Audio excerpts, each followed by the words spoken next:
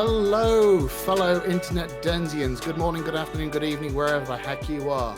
I am Mike Elsmore, developer advocate at Logs.io, and this is another tech off topic. I'm sorry, I'm just going to keep dragging this along because, you know what? I like doing it, and nobody's told me not to, so we're going to carry on. This session is going to be a little bit different. For the first time, there is going to be no Jim. So in the Guitar Hero world, you would call Jim hard mode for heckling. The person who's going to be joining me this time is what I would call expert mode. So I'm liable to be quiet for the first time in my life whilst I try to work out a internet-friendly way of responding without descending into a sweary mess. So I am now going to drag him in and let him introduce himself. Say hello. I'm saying hello, and thanks for the pressure, actually, of being an expert at heckling you. Yeah, I did do it a fair bit, but never to an audience. That was never the point, Michael. So, you know... That's a lie. We worked together. There was an audience. Yes, but not this type of audience. You know... Anyway, thanks for having me. As you said, my name is Lech, and... Well, actually, I didn't say. Say again? Actually, I didn't say. Actually, you didn't say. Yeah, thanks for that. Probably because you can't pronounce it, can you? There we go. Should we keep score? I think we should keep score. Yeah, no, because I don't have a big enough whiteboard. Yeah, okay, fair enough. But I think there's a scorecard somewhere near you, but we can maybe relate to that in a little bit later on. Yeah. But anywho, that's a bit of an in-joke. So yeah. We used to work together. That's how I know Mike. But by any stretch of my imagination, I do a lot of other different stuff. And by kind of normal standards and day-to-day jobs, I used to do project management. Now I focus more on workshop design and facilitation, mostly when it comes to cultural transformations within organizations, because that's what I really believe in, that we should, within our organization, create environments where people can do their best work, especially at the times like these where kind of there's a lot of stress, anxiety, and all sorts of stuff going on. We should be addressing that, which we don't think we are. Kind of shoving it under the carpet a little bit, but I'm guessing we can talk about that, but other stuff as well. It will kind of come out in the wash throughout the show. Okay, yeah. Well, just as a thing, we have had comments already, and the entire thing is essentially a love of your beard, and it's connected to theirs. Well, thank you very much. I've been growing it myself, purely entirely out of laziness, because I can't be bothered to shave. I used to shave when I was much younger, when I was a teenager. Clean shaved a few times in my life. Couldn't be bothered. Then started, a 1 day stubble, a 2 day stubble, basically just grown into this, which is 4 weeks in the making, 5 weeks in the making. Can't be bothered. Which is ironic because I shaved mine down to stubble again this morning when I went, "Oh, you raggedy ass bastard." See, that's the problem. It doesn't look too good, does it? I just need to try. But it's got to the point where I actually need to start looking after it because I do look like a hobo, and that's the issue. I can't be bothered to do that either. So professional hobo. Professional hobo, exactly. I've gone just from one end of the extreme to the other, where I couldn't be asked to shave. That's why I'm not shaving, and now I can't be asked to trim this. So what the hell do? I don't know. I'm blaming it on lockdown, but the reality is, where I am, barbers and hairdressers are open, so I could technically get it done. I just can't be bothered. Well, as a pseudo brummy that you are, yep. I can happily tell you one thing. At the moment, Birmingham looks a little bit like Poland. Does it? Wow. Yes. Barely anybody on the streets and a little bit of snow. Wow. Well, you've got snow, I don't. And the bizarre thing is, where I am at this moment in time, I've got no snow. But friends living 10 miles away from me, they took their kids sledding the other day. Just as an FYI, we do understand kilometers here. Do you? Yeah, sure? I think so. I think that's just this meter thing that somebody stretched a little bit. It's kind of like me. You stretch it. Well, yeah, I'm not going to go there. But in terms of, if you do understand it, well, I should say we understand it because I am British, the same as you, and that I will continue reminding you.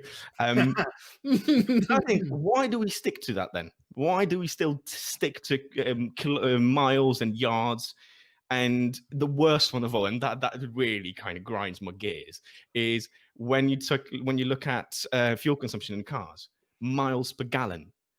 Why do you do it? Why do you do it miles per gallon when gallons are no longer sold? I know exactly why. I would love to be able to say why right now, but that's because it's one of the topics in our running order, and that will describe it freaking perfectly. Right.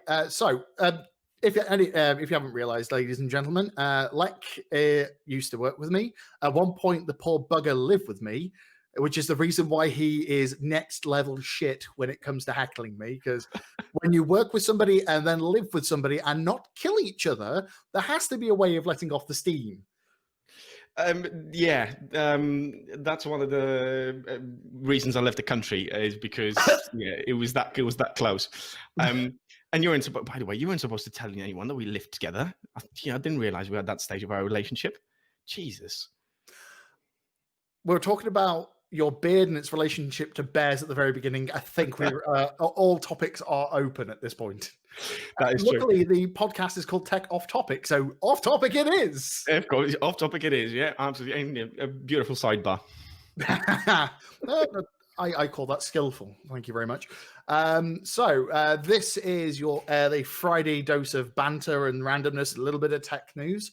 I actually wanted to grab one of the topics off here because it's one that is a little bit contentious, but also affects people like me and you quite a bit. Go on. Now, I'm wondering if you've, because I know you've been avoiding the news mostly. Because for the past decade. Yeah, attempting to not become a depressed mess, especially in the current times. Especially now, yeah. Yeah, so here we go. Let's dragging this in. Let's see if you've had anything to do with this one. Because I know you have Facebook-orientated applications. We communicate via WhatsApp usually. And I know you have multiple Instagram accounts. Mm-hmm. Yep. And I know you're an unwilling Facebook user like myself. Yeah, I'm very much a person who consumes, if anything, on Facebook. But even now, I do that less. The one useful feature for me that remains with Facebook is the kind of communities and groups and the ease of finding them. Because I don't do Twitter. I just can't. It's just way too loud and busy and shouty for me. And LinkedIn groups, I really don't know why the hell LinkedIn doesn't build up that feature, because it's already getting really crowded. It's a fantastic platform, but following the people or engaging with people that you want to is just impossible. So Facebook, in that respect, is the only one that's kind of useful for me. What is it that they're trying to? They're going to be sharing data outside of Europe and the UK. Yeah. Fabulous. So the general rule of thumb is all of the sub-brand applications owned by Facebook are now reporting information directly to Facebook. So WhatsApp, Instagram, Oculus, all those ones reporting directly to Facebook. Facebook then using that as a way to generate a single view of an individual and either target advertising on their platforms more accurately, because that's how they make money, or more importantly, the reselling and reuse of the data outside. Because, so they're turning into Google, but without Google still provides, even though they are evil arse hats. Yes, I'm sounding very posh. Evil ass hats who do collect your data. At least they provide directly useful services that you consume. Email, search being the big daddy, YouTube. You still get actual day-to-day work, non-work use out of it. Facebook's doing the same. If it wasn't for WhatsApp, I would have, and the fact that I need a Facebook account for single sign-on and keeping an eye on, well, actually, I don't even keep an eye. People just send me shit now. I have no need for them in my existence. Actually, you know what? As you said that, I don't think I do neither. I just have it because I do. It's one of those things, for people who have gym memberships but never go, but don't cancel. They just keep them. I don't know. But for me, it's genuinely, yeah, I do scroll Instagram, but I'm limiting that. Facebook, maybe a little bit, as I said, for the feature. Some social media marketing for some of the clients that I work with, but not much. Yeah, but it's just that fear of not having it, I guess. That's psychology of things. But now that there's a big old, like, we are Skynet and we're snooping on all of your shizzle. Yep. Do you give a damn about their existence and wanting to carry on with them? Like, are you a step away from going back from Instagram to Flickr? You know what? Let's put it this way. I'm probably not going to delete it, but if it disappeared overnight or like crashed like Google did and never restarted, I probably wouldn't cry. I wouldn't feel the sense of loss. Crash that nearly made me cry the other week. Well, I remember that situation, but it crashed first for me. I texted you and you went, "No, it's fine for me." I went, "Oh, nice for you." And then the console of Google Console that went from green all of a sudden to all red within 5 minutes. I'm going, I think I'm not the only one having a problem. Oh, we've got a nice comment here that I'm going to have to drag in because you are a amateur photographer, and I'm assuming you used to use it. Flickr. Oh, Yahoo managing to fuck it up back in the day. It's like that comment is not wrong at all. True. I used Flickr a little bit, never got around to it, never kind of utilized it. It was just too cumbersome for me, if I'm honest. Oh, really? Yeah. I think that some people, this might be an absolute heresy that I'm saying, is that Instagram actually does it really well because it focuses on the pictures. It's center stage for you. Whereas Flickr, in terms of uploading, I think it was too complicated for me for what I needed to be. Maybe, but that's not a diss on Flickr. I'm trying to work that one out. How much time have you got? Because we might want to skip this topic in case you don't work it out, and because you know, it's because I'm not a photo person. Okay, fair enough. I'm one of these people who I appreciate other people's photos, but I really couldn't give a damn about taking my own.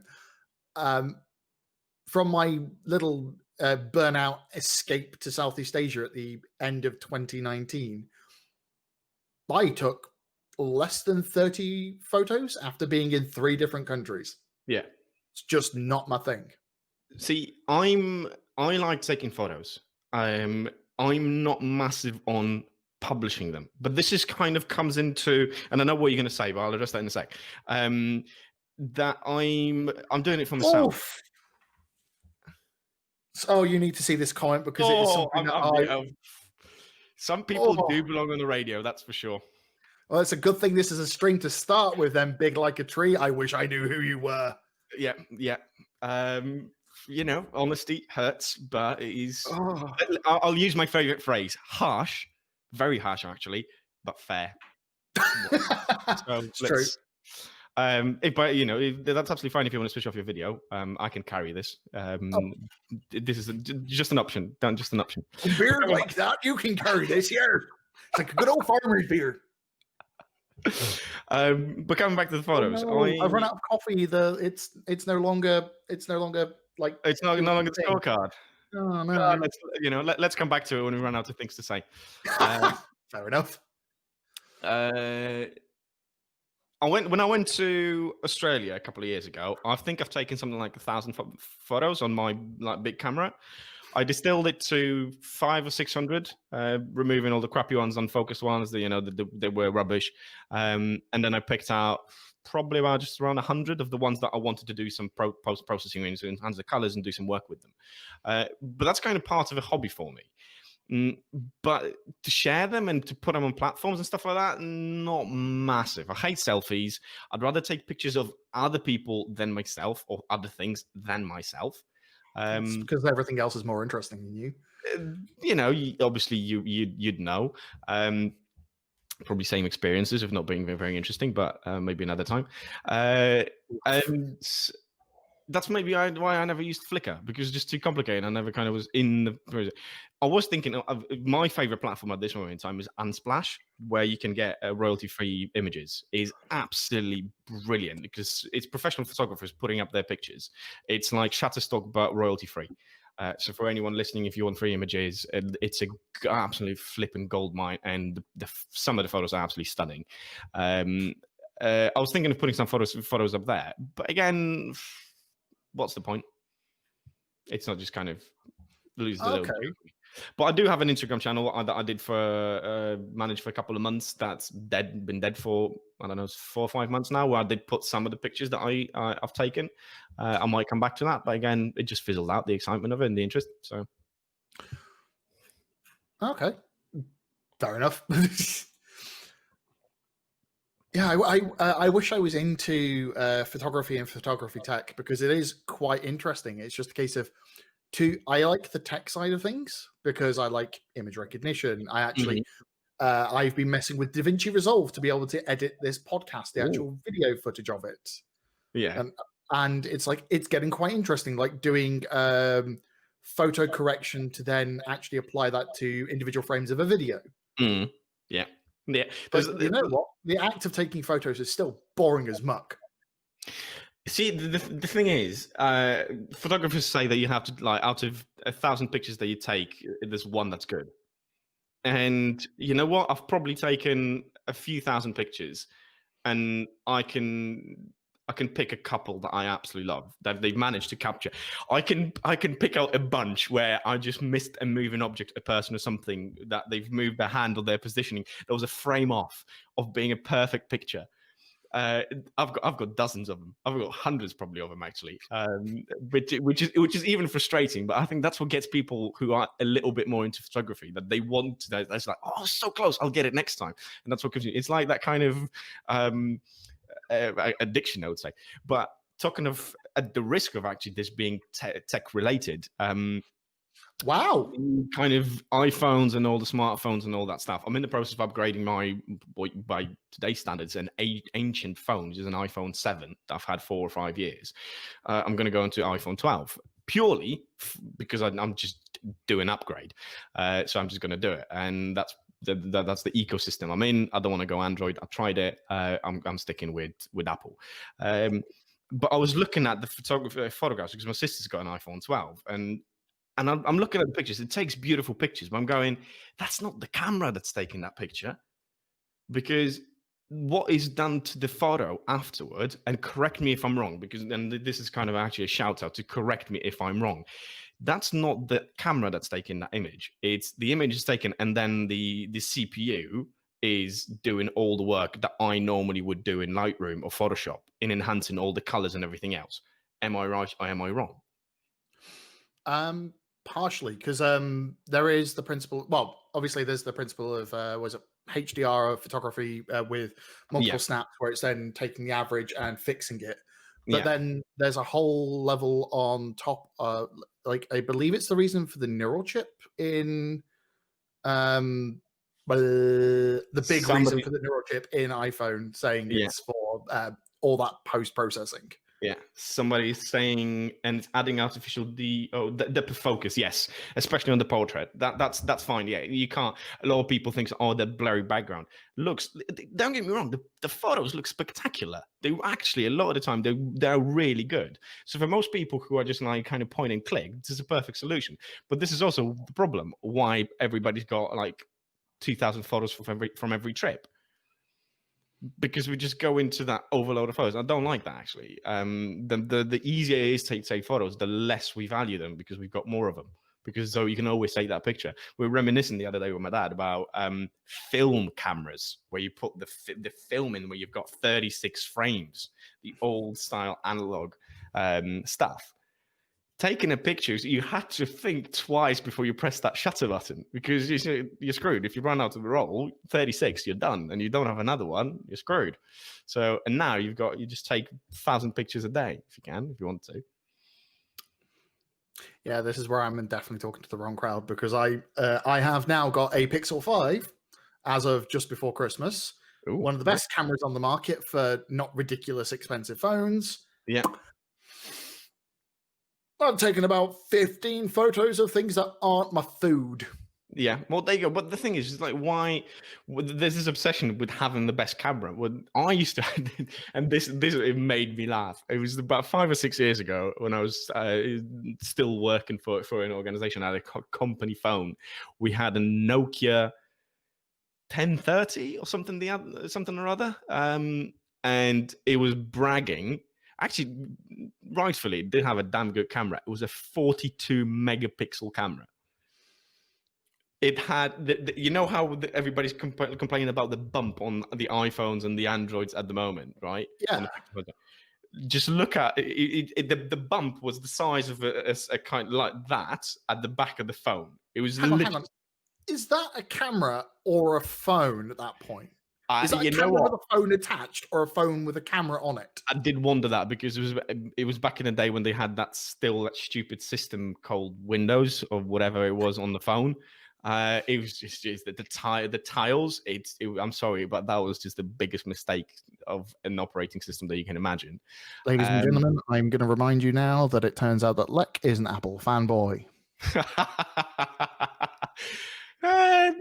I'm an Apple heavy user. Let's put it that way. What did I have? I had the Nexus 5, I think it was. Back when they were affordable and ridiculously good for the cheap price they were. You know what? I actually bloody liked it. I really did like that phone. Like the design, like the system. What I didn't, and I would separate Android and Apple users, just smartphones alike, to two groups. People who like to tinker and have settings in different places, and that works for them. That floats the boat. And people who just want an out-of-the-box thing. And they want to have the perception of freedom and choice that they can do whatever they want, but they actually still want somebody to take them by the hand and say, this is what you need to do, this is how you do things. And that's kind of Android Apple for me. Oh, good Lord, the perception of freedom are one step away from tech conspiracy theories. Pretty much, because Apple just gives it literally out of the box. It just works. You can do certain things. You can control things centrally, and this is one of the biggest bugbears about Android when I had it is you controlled settings of an app from the app within the app and centrally from the Android system. And if something overlapped, something worked, something didn't work. I don't want that in my life. I just want stuff to switch on and work when it comes to it. And if I want to get nitty-gritty with stuff, then yeah, I'll pick something different. But majority of the time, I just want something that works easily. Yeah. On the topic of something that doesn't quite work, I am going to drag in another BBC News article.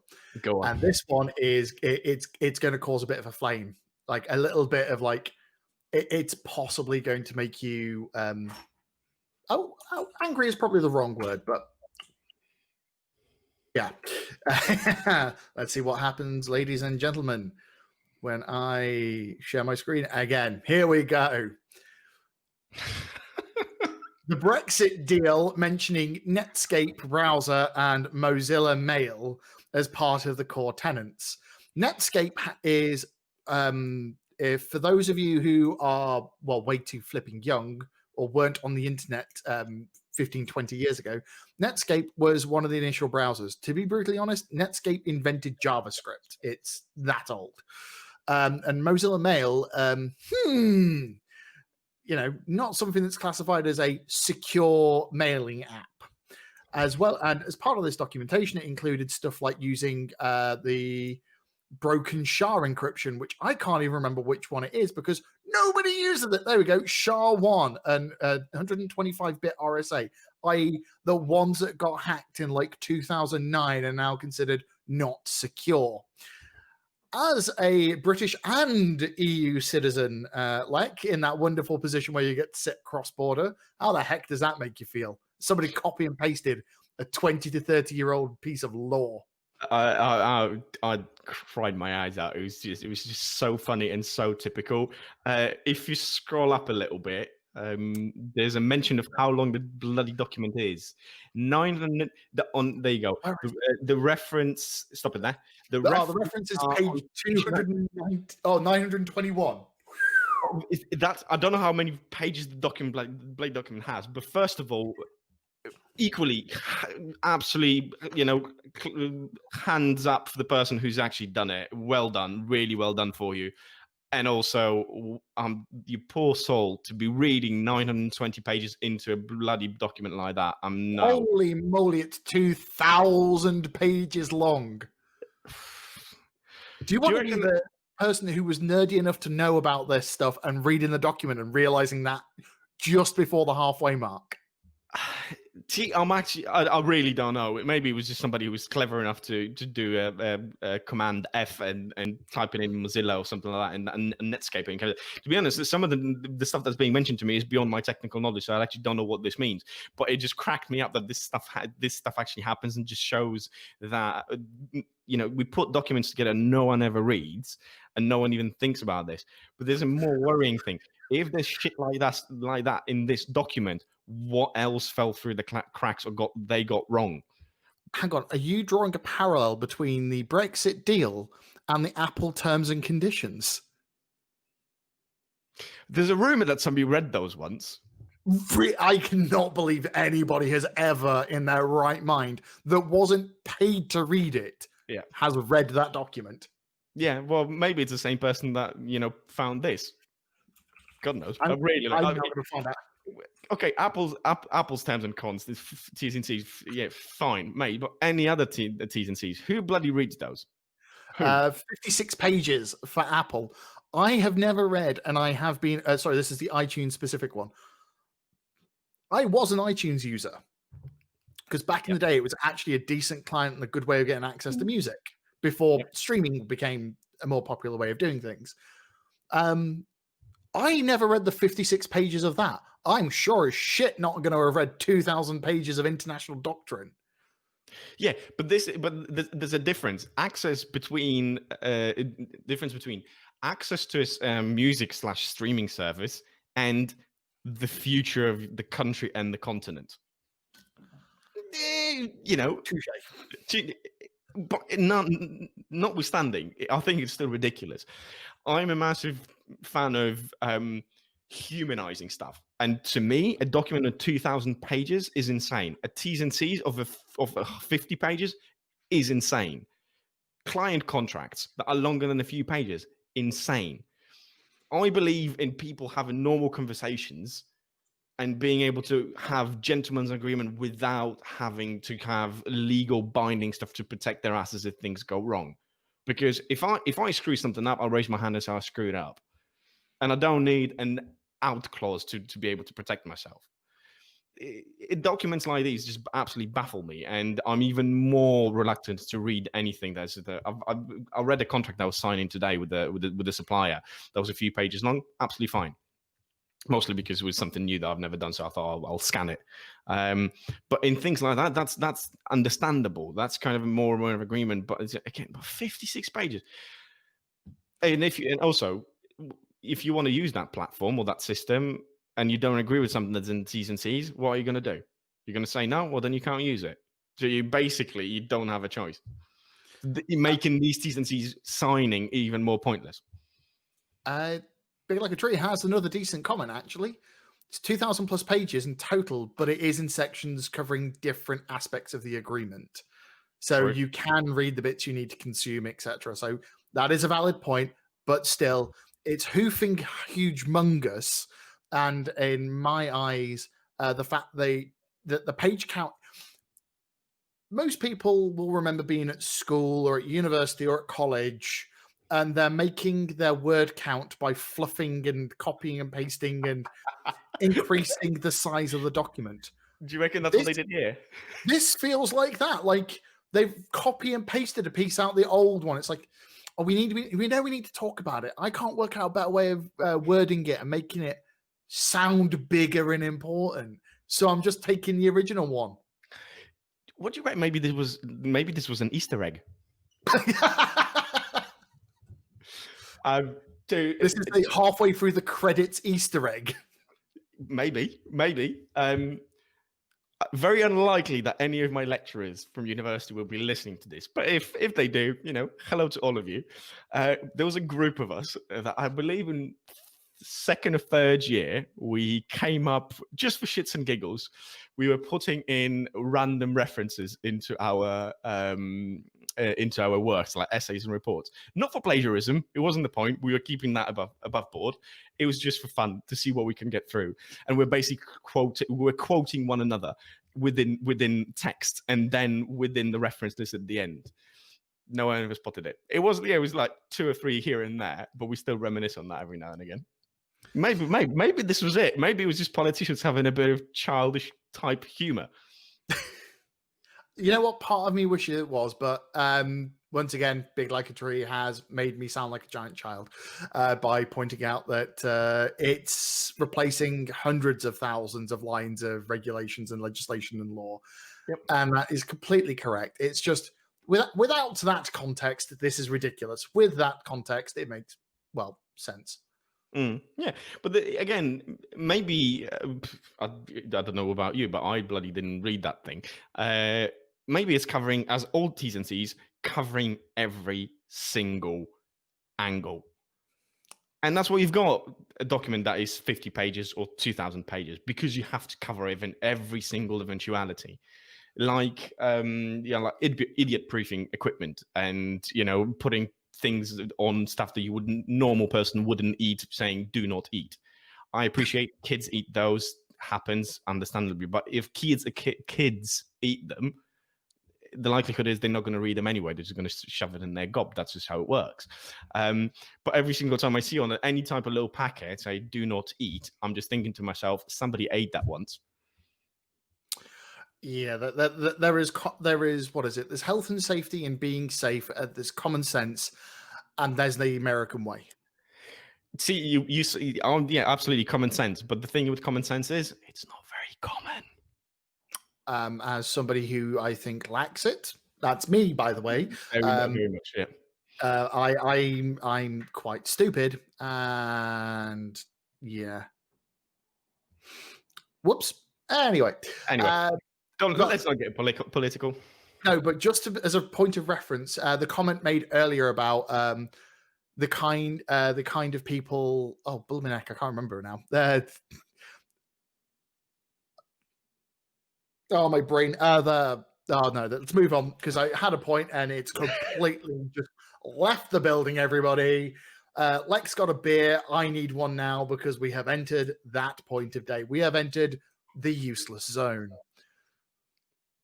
Very true. Very true.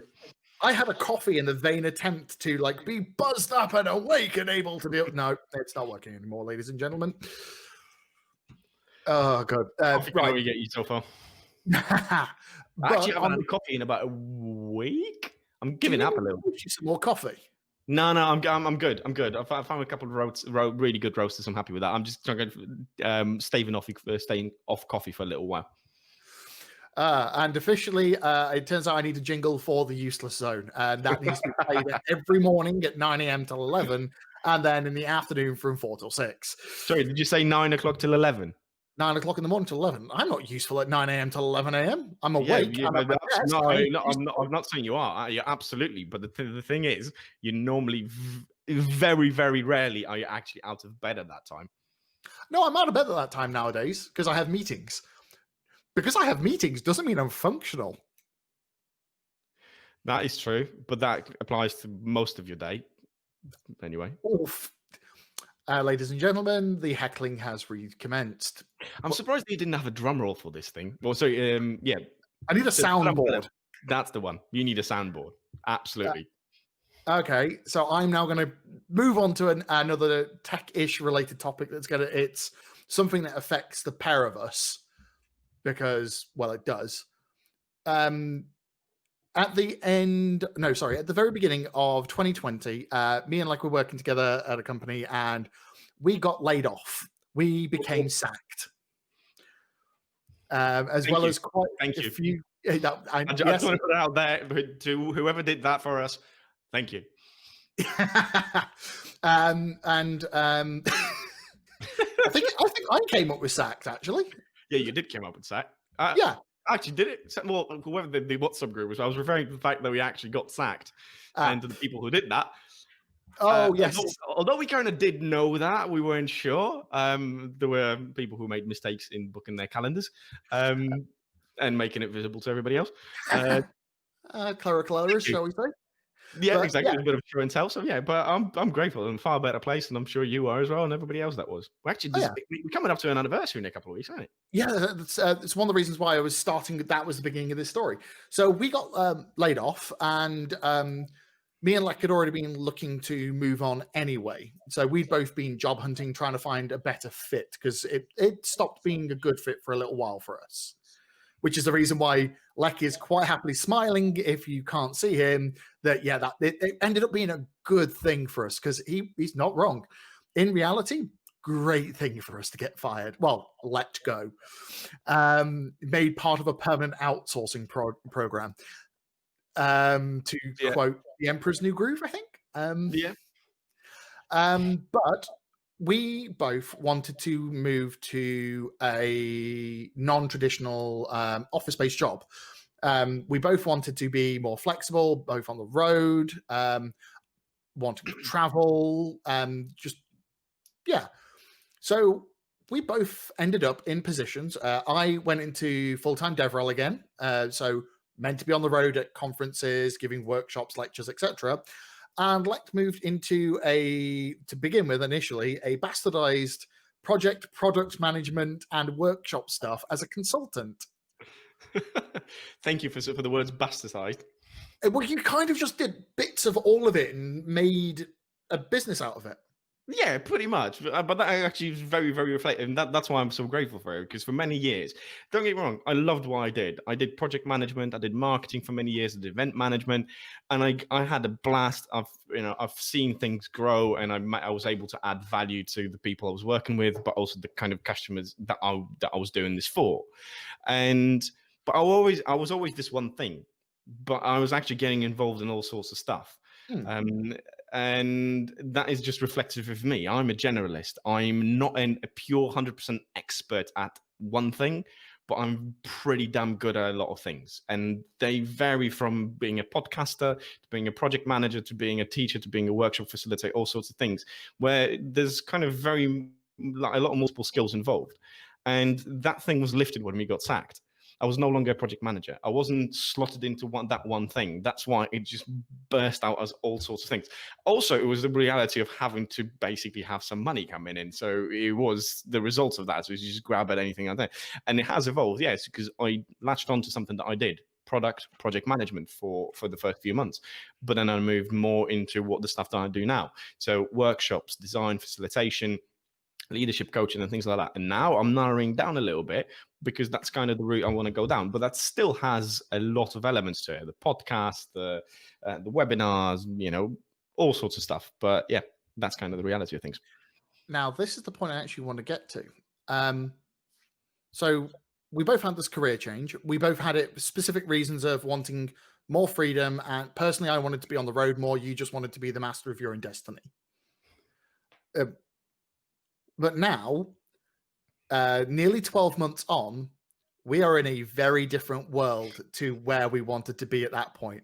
We have gone through multiple lockdowns. Currently, Lech is on the European continent, is currently in a lockdown, I can't remember. Sort of.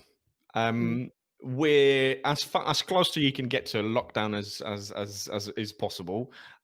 Without saying lockdown. But without saying not so, but I think it's mostly because of the legislation in Poland that actually prevents it from it being called a full lockdown, which is, I believe, again, people can correct me if I'm wrong, linked to the constitution in Poland, that they can't actually enforce it fully, the same as the way they can do in the UK by passing legislation. So we are able to move around, walk around the streets, but majority of things are closed. Restaurants have been closed for like 4 months. My biggest pet peeve about this: gyms are closed, and they have been for a little while. Hopefully they will reopen. I'm making do up until now. I know there's a lot of people in tougher situations, and this is actually what worries me: is the mental and emotional impact of everything that's going on as a result of things being closed. Because I think that's what you're trying to get at, is the fact that we're stuck inside and actually can't get the stimulus and the ability to be able to do stuff. But yeah, and so with the being locked down, we've been turned into remote workers. which technically is what we wanted to begin with. We both wanted to be remote. The difference is we didn't want to be remote in the same damn place for 12 months. Yep. So now the question here is, now this is the thing I'm curious about asking you, because literally it's your day job these days. How in the hell has that affected how the hell people actually get the job done? Like for me, it's nothing, because I was meant to be a remote worker to begin with, but you've been interacting with a lot of people doing office transition jobs and all sorts of things like that. So how the Hades has the world changed? People are making do. That's kind of how I summarize this, because when this thing blew up, That'll do, pig. That'll do. Yeah, people were just sent home and say, given a laptop, a Zoom account, and go and work. By the way, if you have any background noise, I'm in a block of flats that's still being, people are moving in and renovating stuff. There might be some drilling and hammering going on. But I digress. And people were just sent home and asked to do stuff. And that's kind of what I think. I was even talking to a good friend of mine, the one that I mentioned to you before we started on, the one that did the branding for me.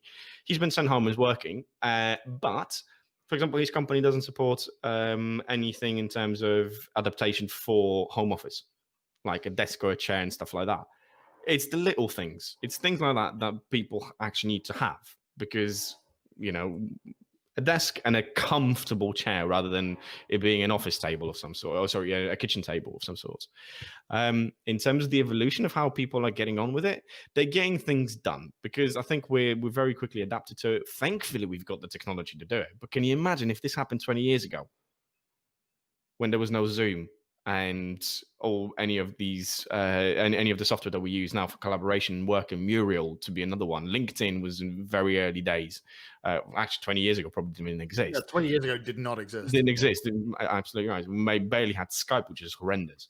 It wouldn't be impossible. I think we've shown, all of us, massive amounts of adaptability. We've just kind of, and what helps is that it didn't exist. Really? 20 years ago? Skype is 18 years old. It was formed in 2013. Oh, wow. There you go. So people are trying to make the best out of it. Companies are doing the best they can. They're adapting, they're changing processes. But I think it's actually under the hood, when you dig a little deeper under the surface, things are lagging. Things are missing. So we're just doing things. The boundaries between work and life have disappeared, as you will know very well, that you tend to put in 10, 12-hour working days, because you don't have that to and from commute to the office. That is normally a boundary for things. That's why you continue to, and you say to yourself, I'll do another 20 minutes more. An hour later, you're still at it. And day after day and after day, that's where the problem is. That's where I'm really concerned about mental impact, emotional impact of what's going on, the burnout rates and everything else. Processes and getting stuff done. Listen, it was laughable when before all this, companies are saying, "No, we can't let you work remotely because you can't. We don't trust you to do work from home." Rubbish. Barreled. All of a sudden, everybody can work remotely. And also, I think if you don't trust your people to do work, you've got bigger problems than that, because whether it's in the office or at home, they won't do work. Yeah, that sucks. That's a good point. Yeah. Okay. Now, here's another thing that I'm curious about. The world's still changing, I think. Like, 12 months on from where we started, the world is different. We're still 6 months after the first global lockdown. The world is different again. Christmas was a shit show for most of the world, because the governments tried to be friendly, and then it all went to pot. Thank you, Bozza. But next year, things are going to get better. Well, sorry, this year. Oh, God, I was going to say it was 2022. Jesus. So things are going to get better this year. Vaccines, all that stuff. I actually want to go to an office. As a remote worker, I want to go and work in an office so I can be around people and shout at them and laugh. That is not the position I thought I would be in 12 months ago. what do you think's going to happen there? Like, because offices are like, there's going to be restrictions like we're only allowed one person per 5 square meters, or certain other weird ass restrictions. Like, how the hell are we going to get social buzz? Because, not going to lie, Zoom calls keep me sane, but they don't make me feel better. I know what you mean. A lot of people, I'm actually having conversations with a lot of people saying they can't be bothered. Zoom fatigue is way too real. Just people go like, I can't be bothered to be on camera. Can you just call me on a normal phone? Because we can chat as I go for a walk. And you know what? I think that's very healthy. Hence, brilliant. Let's do that. I'm pretty certain we're going to go into a hybrid model. Because the same as in the position that you are in, where you are craving that social interaction, majority of people are going to be in that position. Also, it's easier and quicker to get things done when you see somebody in person. Also, you want to break out and go out from. Just so you can see why me and Lech are laughing, Big Like a Tree has said, even when COVID is all over, I'd like everyone to stay 2 meters away from me. To be brutally honest, that's how I feel about most people, because I'm an extrovert but hate people. But I still want to be able to shout at them. Yeah, but the thing is, you don't have to be within 2 miles of a person to shout at them. They will still hear you. You heckle. Seriously, scoreboard was needed. Yeah. Oh no, actually, I don't think it was. Actually, everybody knew it was going to be a blowout. By the way, have you still got the megaphone? I never got it when we got canned. Remember? Oh, damn it! As far as gifts go, I think it was brilliant. I would have gone one step further, and instead of getting you a megaphone, I would have got you a muzzle. Ladies and gentlemen, I am naturally considered the loudest person in the room. I think that's normally, like in pretty much every room, I'm the loudest person. Let me translate that for people who might have not fully understood what Mike meant in between the words. If you live in the vicinity of Birmingham in the United Kingdom, you probably would have heard him. And as mentioned in the holiday roast of gifts episode of this podcast that we did at the end of last month, because that was the end of Christmas, somebody Secret Santa'd me a megaphone. Do not give the loud person a device that amplifies their voice. The fear in everybody's eyes whilst I turn it on was priceless. I still can't believe I wasn't there. I would have loved to be there. I miss Christmas Secret Santa. Wow. Yeah. Fun and games.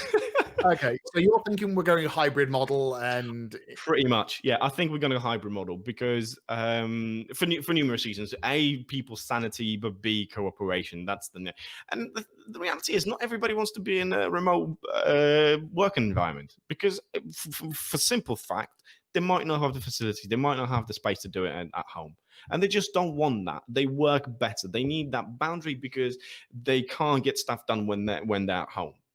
And, that's fine. For me, it was always being given that choice rather than being put in that situation. You have to do this. Bam. I had a situation when I was working for a company a few years ago.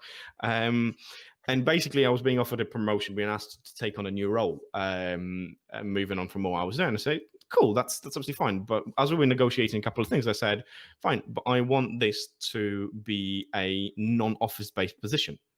And that turned out to be a big problem. And as we were talking, they were clearly not happy in doing that. And I got to the point of saying, you know what, actually, I think this is very, very unfair. Because had you gone out and advertised this post to get somebody external, you wouldn't have batted an eyelid whether that person's based in Birmingham, London, Glasgow, or anywhere else. It had to be within the UK. So I think me being in Birmingham, where the offices are, you're taking advantage of this. Yeah. Lo and behold, half an hour later, I had a reply post after the meeting saying, "We see your point. We agree to that argument. We agree to your proposal. It's going to be a non-office based position." Happy days. But I was just wanted that choice. I would still probably have gone into the office most times of the week. It's just having that thing when I wake up in the morning and say, actually, you know what? I don't need to be in the office today. Traffic is horrible. I don't want to be wasting my time because this is what going to the office is just a waste of time. I admire people who commute longer than half an hour to work. I really do. But I also think you're bloody wasting your time. If you think about how many hours a year that is wasting, it's just insane. Here's the ironic thing for you, dude. In our previous job, did you know I had negotiated for a 100% work from home? I know you had the flexibility. Yep, I had 100% work from home, but not work remotely. Because it turns out the wording in that contract is very specific. Work from home dictates that wherever you give your company the home address is where you are based. Fair enough. So if I had buggered off to Scotland, same time zone, would have been fine. Whenever I tried using that and going abroad for a conference, there was always a little bit of contention, shall we say, because you're 2 hours ahead. Why are you finishing work at 3 p.m.? Because it's 5 p.m. for me, mate, and I want a flipping beer.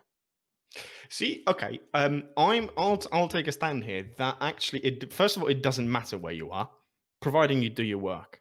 Yeah. I don't believe in the type of management, which is basically micromanagement. When you have to, for me, where you are, what you do, and how you do stuff, I don't care, as long as it gets done. We clashed a number of times when I needed you to do something because although I wasn't managing you, I was responsible for the projects that you were working on. But I knew that you had, half a dozen other projects that you're working on. I don't care where you do it, as long as and how you do it, as long as you do it as we agreed. That's fine. Whether if you decide then to go abroad, that's fine. But I think you do have to take a little bit of responsibility and ownership for the fact of, okay, fine, I'm in a different time zone, I'll adjust. I'll work within the time zone of my organization. And then in that case, still does not matter where you are, as long as if some business have core hours because they have to, fine, keep that. If they don't, that's a different story. But if they do, if you decide to go away, you have to. But I don't see this being a bone of contention for anyone. I think it's that organizations there's an inherent lack of trust, and we try to control things for the sense of feeling in control. And if 2020 things showed us anything, is that no matter how much you want to be in control of stuff, you're not. Everything's flipped on its head. Okay. Right, let's get on to a different kind of angry topic.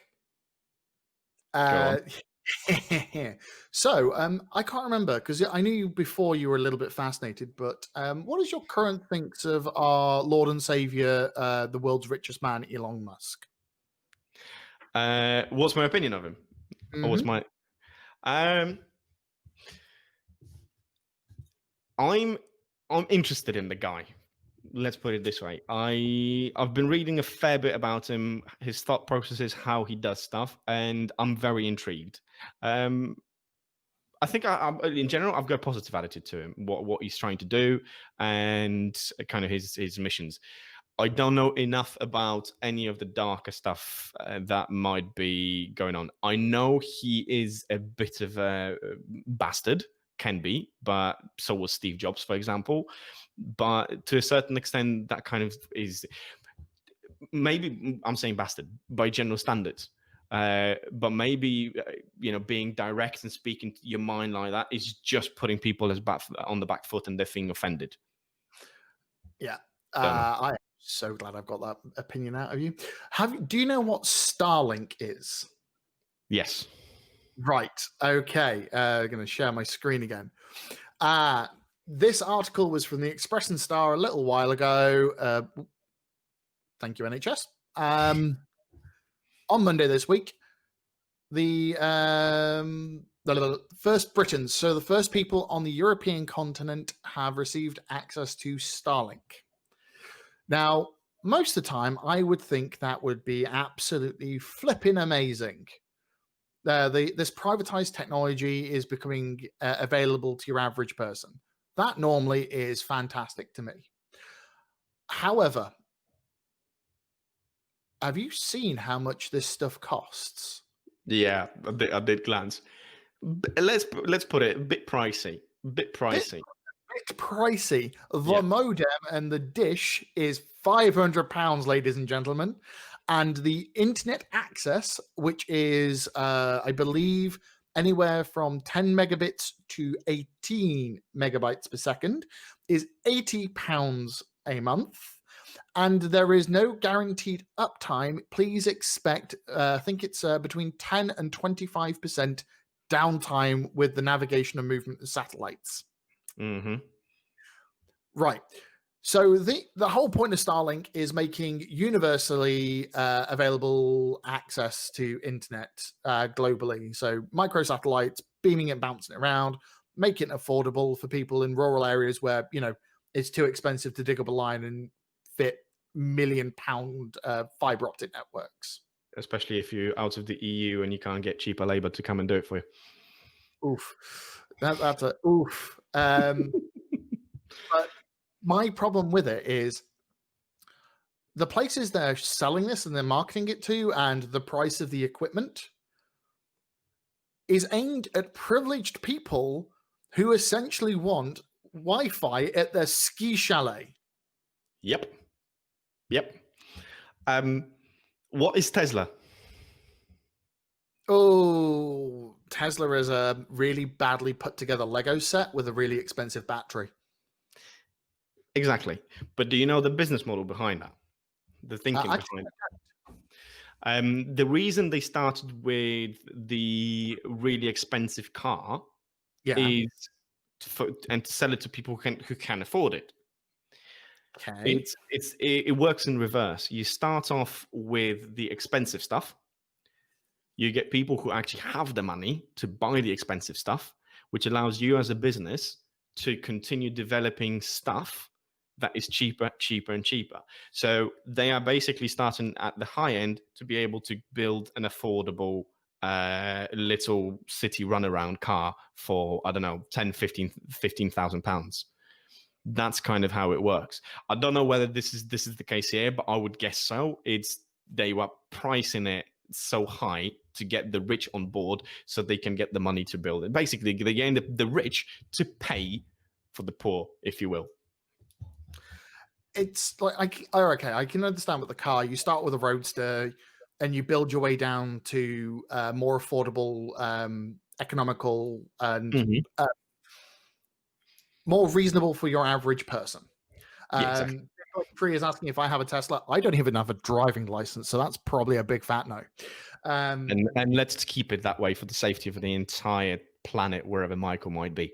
I suppose I am going to learn how to drive an automatic and ruin the North Americas.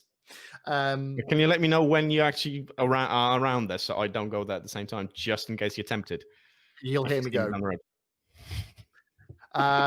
But yes, so all right, I can get that, but I don't understand that with internet, because I'm pretty sure they're not going to be able to produce the equipment for just because of what it is.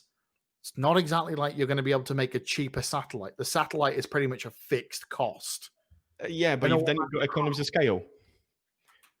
You've got economies of scale. The more people you have using it, the price can be lower, and or maybe they will offset that. The people who have the money, they will be paying more, and then they can do it to less developed countries for a much lower price. I really don't know. I'm always dubious of articles like this sort, and I'm always on the fence. I try and see the good side of things, but I know that there's a lot of sinister stuff going on. But neither one can be verified.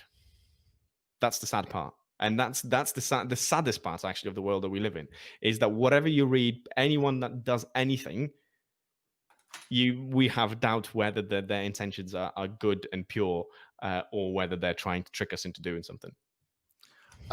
My resident Canadian in my life is also mocking me, saying that North Americans are screaming. So it appears everybody is afraid of me driving. And Big Like a Tree, just for my sanity, if you could send me any links for me to read afterwards, I would appreciate it, because I literally have. He's pointed out that, or they have pointed out, because I don't know who it is, that broadband in off-grid areas price is really cheap. I actually have zero clue on how much it costs. All I know is that back in the early 2000s, the UK had a massive, we're going to connect the entire country for internet is fine. And it was multi-million pound project through Openreach. See, I still don't get why UK is so far behind when it comes to high speed. I'm not talking rural areas. I'm even talking major cities. Um, London, Birmingham, it's still lagging behind most of Europe, and I really don't know what's up with that. For you, Lech, this is going to sound familiar from me when we were working together. It's all the legacy stuff. The legacy that no one wants to ever clean up. Yeah, it's it's that wonderful thing. The UK was one of the first to have major copper internet, copper telephone lines, and then putting ADSL over the top of it, and it just there's no space or money or inclination to fix it. Okay, fair enough. The other thing is, I think Big Like a Tree is pointing that out, that the kind of in other areas might be a lot cheaper. Coming back to the news situation, one of the main reasons I don't look at news, no matter what the source, I will read it every now and again. Things come my way, I'm not ignoring it, but I'm not going out of my way to do it. It's because it's very subjective. People will quote data and prices and information to suit their argument. And even when they don't have bad intentions, they just do it without realizing what they're quoting and how they're phrasing their sentences. And you can present the same argument and the same statistics in two different ways. And it's tricky. So it's Express and Star, or what is it? Express and Star? Was it Express? What was that? It was the Express. Express. Okay, slightly better than Express and Star. Everybody in Wolverhampton would, and West Midlands would know. But it's still, arguably not the most kind of news oriented in terms of it being the most kind of legit and not for shock and awe kind of argument, but nonetheless it's still information. So it just takes too much time to dissect what is true, what is not true, and how much it actually where things are. Yeah. Oh, I hate when you're being reasonable. It makes it really hard. So it's always easier to annoy you or react to you annoying the heck out of me rather than when you're being reasonable. Yeah, that's pragmatism. No, I don't know what that is. I don't know what that is, but I don't seem to follow it as a behavioral pattern of myself. So, is there anything you would like to raise to the audience? You know what? I think we start with the outro, because we've done over an hour. We've done over an hour. Excellent. No, mate. I think we've spoke about a lot of things, and I really enjoyed it. I like ranting, and I did realize that as we were talking, a lot of the things we were talking about, I was kind of ranting a little bit about. But I like that stuff. I think it's important that we vent these things, and not just kind of say that, oh no, it's fine when it's not. And yeah, I think the world is starting to spin the right way again. And whether we kind of get out and be able to do our remote stuff and digital nomading sometime soon will be good. I think it's just that the ability to have that choice, whether you want to do that or not. And yeah, I think that's about it. Okay, so I haven't made you depressed. That's a good thing. Nah. Especially like me, you're living alone in a place with zero human interaction, and the only way you're going to see a therapist is on the other end of a Zoom call, impacting the problem. That is true. Very, very true.